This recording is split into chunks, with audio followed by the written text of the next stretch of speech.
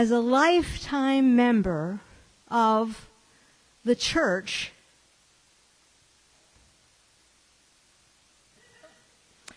and the LGBTQ community, I've always felt very painfully dismayed at being stuck in the middle of these two groups that have been in constant strife.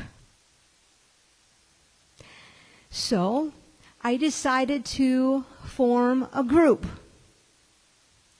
where we could use music as a vessel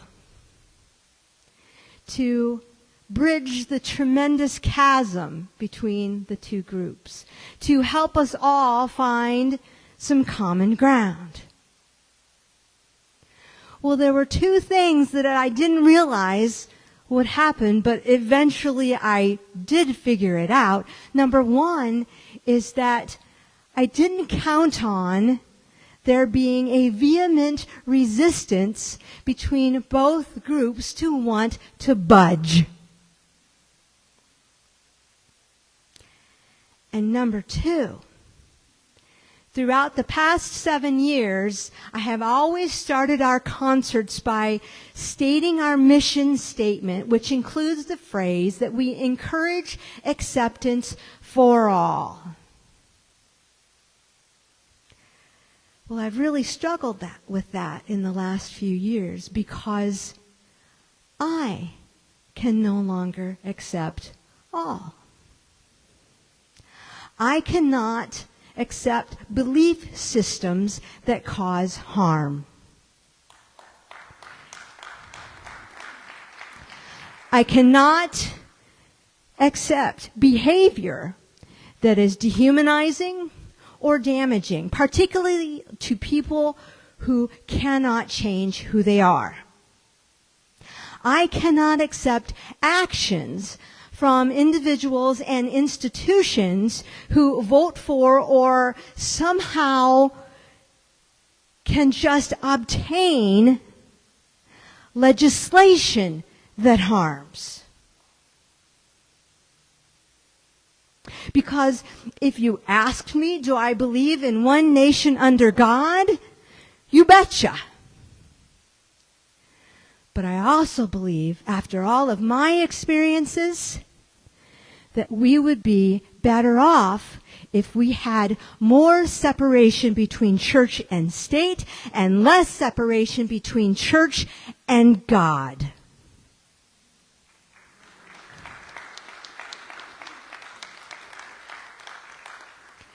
So after 45 years of service as a church pianist and music director, I've chosen to walk away from the position in order to expand my message, which is a presentation called I Know That God Loves Me, and working for the ripple effect as my full-time passion. And how lucky for me that this group that often stands behind me in proximity on stage also stands behind me in this mission. Now, that doesn't mean that we haven't been up against our challenges along the way. One of which is that we have probably quadrupled our rehearsal and performance budget, while at the same time maintaining a pandemically shredded income. But I somehow felt that I needed to do it because I felt a responsibility to our folks and to you to make sure that we are meeting in places that are safe. So have I given up on my original quest? I'm not that smart. No, I've not. And in fact, our next concert is at a church. It's at St. Peter's UCC, an open and affirming church. And I'm not talking about one of these churches that has a sign out front that says, open this and open that. I'm talking about a church that actually abides by the affirming part of that title. It's our Christmas in June show, and we're very excited because we're going to feature music that we sang in Carnegie Hall. Our last public performance before the boom hit. So we'll be bringing back that music, and of course, everybody's favorite, ice cream. Okay, their favorite, ice cream. Well, as we leave this place tonight,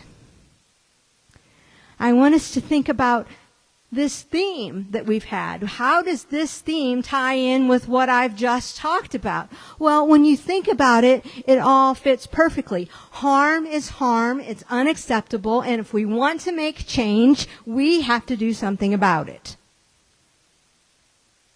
So as we leave here tonight, let's think of ways that we can do that.